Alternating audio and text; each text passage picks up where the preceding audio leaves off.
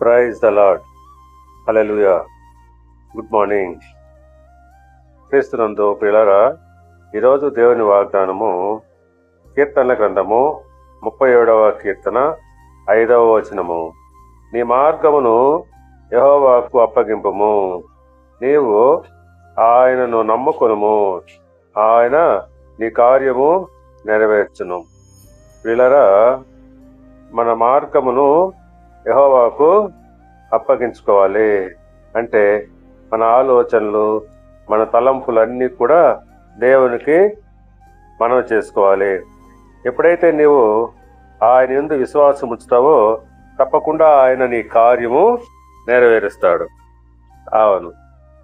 సామెతల గ్రంథము 16వ అధ్యాయము 3వ వచనం ప్రకారంగా, నీ పనుల భారము యెహోవా మీద నుంచుము, అప్పుడు నీ ఉద్దేశములు సఫలమగును.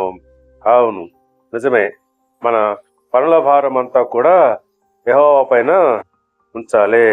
అప్పుడు ఆయన మన ఉద్దేశాలు నెరవేరుస్తాడు. కనుక పిల్లరా, మన మార్గాలు అనగా మన ఉద్దేశాలు, మన తలంపులు, ఆలోచనలు దేవునికి తెలియజేస్తున్నప్పుడు తప్పకుండా ఆయన మన యొక్క కోరికలు నెరవేరుస్తాడు. దేవుడు మిమ్మల్ని దీవించి ఆశీర్వదించి వర్ధిల్ల చేయునుగాక. ఆమేన్.